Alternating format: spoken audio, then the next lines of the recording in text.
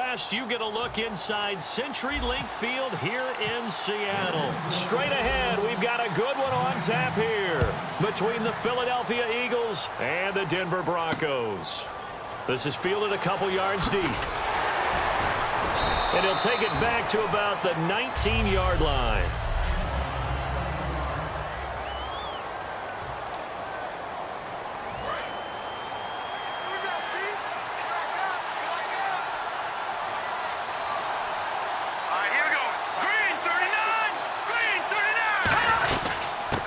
Ground the first carry for Ryan Matthews. No gain on the play there. Second down.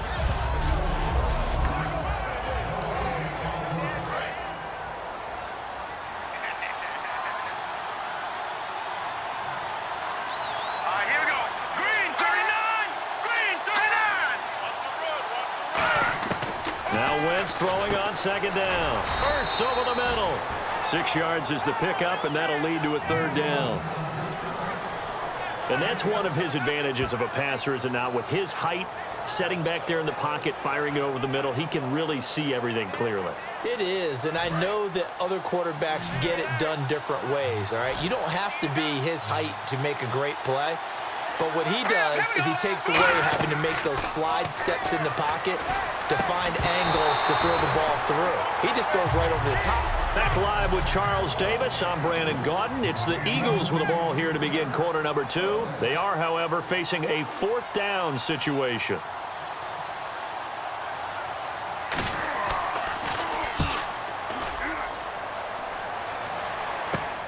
And taken right on the 30. 8 yards on the return following a punt of 41.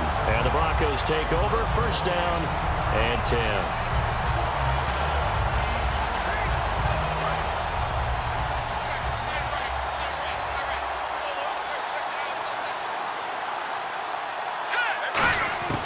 On first and 10, Simeon. And on the catch right side, this is Sanders. 7 yards, the pickup on the pitch and catch. All right, partner, I'm going to ask you this just one time. Okay. Did you have Emmanuel Sanders in your fantasy league?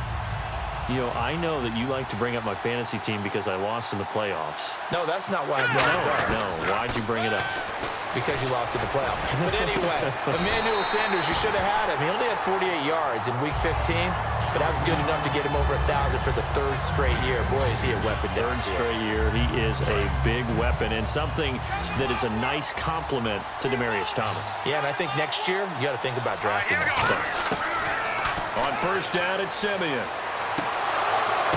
But when this ball's tipped and intercepted, a great read, and it's picked off. And his guys have got it back at the closing stages of the first half. That late in the clock, second quarter, why not just run it a time or two and get it into the locker room? What you're saying makes absolutely perfect sense. Run it and get out of there. But I'm just wondering if the pressure of today's NFL and the high-powered offenses that you're facing may have forced them into saying, let's try and get some more points. So plenty of action on the field, but no act. Never mind, Larry. Forget your halftime report. Apparently, we are set for the third quarter of action already. This is fielded a couple yards deep. And he'll get it up past the 20 to the 22-yard line.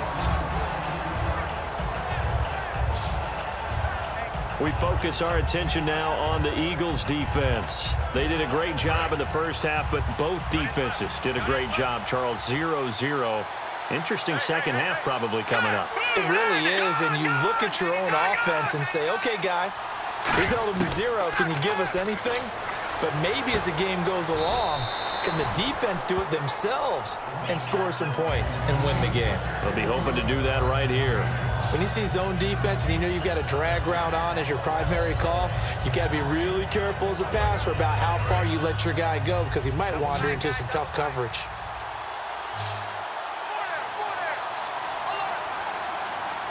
Here we go. Green 39. To throw on second is Simeon.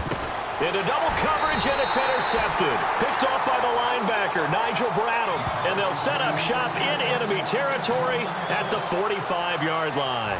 A look at the offense now here, coming back out on the road for their first possession of the second half. There are 0 points on the scoreboard for either side. It'll be interesting to see what adjustments were made. Under a heavy rush, and down he goes. The safety blitz turns out to be a great call defensively as they sack him for a loss of 9.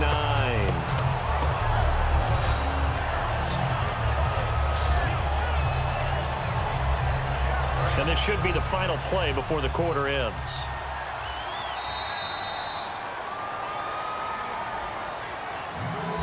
So both teams scoreless here as we're through 3 quarters of play. We're back now in Seattle, Washington, as we're about ready to rock and roll for the 4th and final quarter.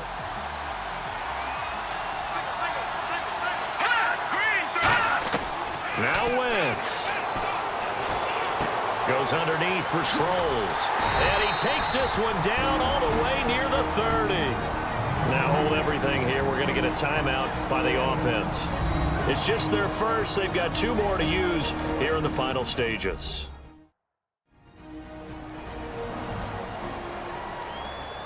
So the offensive unit called the TO, and now we are ready to resume play. And as the 4th quarter winds down here, we're all even. And no one wants this game to extend. They want to go ahead and win it right now. They'll run it now out of the gun. And he stopped immediately there. Now whistles come in. We're going to get a timeout here by the offense. That'll leave them with just 1 remaining in this 4th quarter of play. And we're back. The offense had a chance to talk things over. We'll see what they come up with here on this next play. They come up in an offset eye. Let's go. Here we go. On second down, Ryan Matthews. They showed off a nice juke of the defender before the next wave could bring him down. Call it an 8-yard gain. Much better shape now on 3rd and just a yard. This drive is turning into an extended one, and the guy carrying the ball, he's becoming more like a body blows guy. Every carry is putting some damage on the defense. So after a while, I'm not too sure how many guys are going to want to run up and tackle him. And his kick is right there. Now the Broncos are going to take a timeout. And as the 2 teams talk it over on their respective sidelines, we take a break.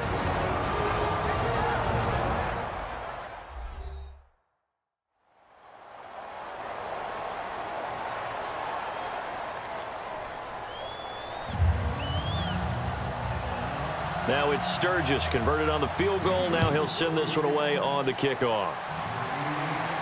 This one fielded at the 5. And he will make it back to the 15, and that's it. Good coverage there by the